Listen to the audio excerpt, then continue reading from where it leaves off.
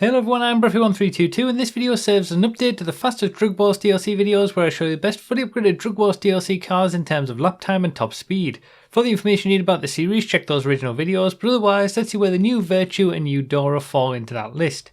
So first up with the Eudora, it does need the roof rack for extra traction, which is unfortunate because for me it looks a little bit better without it, but yeah, the roof rack does add traction like a spoiler. That adds to the list of many vehicles in this game where that's the case, where a modification will add traction like a spoiler despite it not being a spoiler.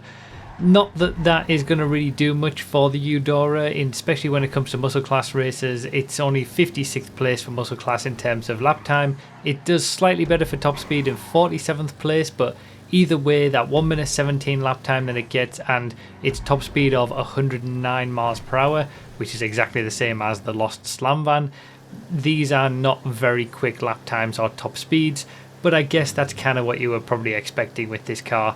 It does have the back end that really likes to swing out if you put too much steering angle into it, and it does have bad brakes, so it's not the easiest driving experience, and it's certainly not very quick either.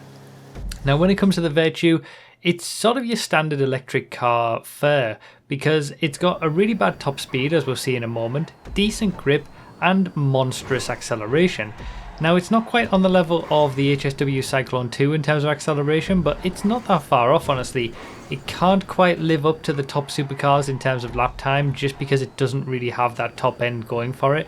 But in the right circumstances, the Virtue could be pretty powerful. A 59-second lap time is very, very good, even if it's not good enough for a top 10 in the supercars class, which is kind of crazy that a sub 1 minute lap time these days isn't good enough for top 10. It is there or thereabouts with the sort of the A tier of the supercars class, where in certain situations, as long as there's no long straights, it might be able to do something. And this is the reason why that's the case, because its top speed is only 119.3 miles per hour, which is 52nd place for the supers class, which is also another way of saying that it's the 7th slowest in the supers class. So yeah, the Virtue is, it's fun to drive in a way, and this comparison here is quite interesting because you've got an 11th place and 12th place in the supers class. These two cars are separated by, less than 0.3 of a second, but they build up their laps in very, very different ways. The Torero XO gets sort of a head start, and then the Virtue pulls it back in and extends it significantly towards the end of the lap because of that acceleration, especially coming out of the hairpin. And then the Torero just makes it all back again in terms of on the back straight because it's got much better top speed.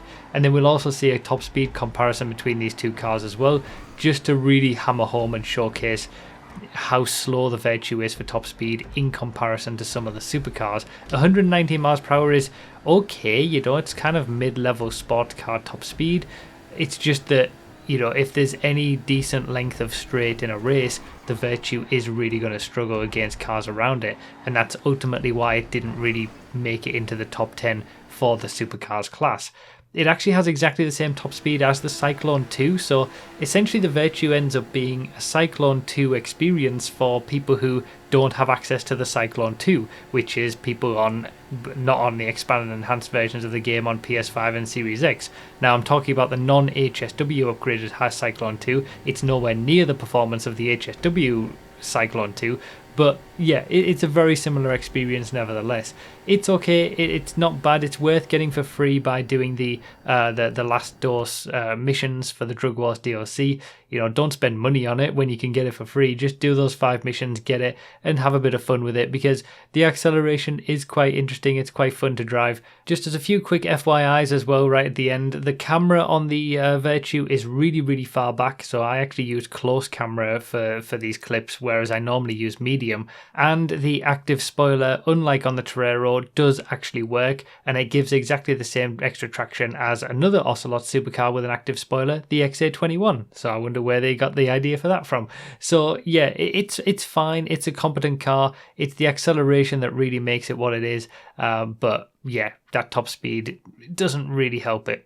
So that's pretty much it for this one. Consider supporting on Patreon or become a YouTube member if you want testing results early, and remember to read the description for more info, comment with your thoughts, like the video if you enjoyed it, found it helpful, and subscribe for more. Thank you all so much for watching, I really do appreciate it, and I'll see you next time.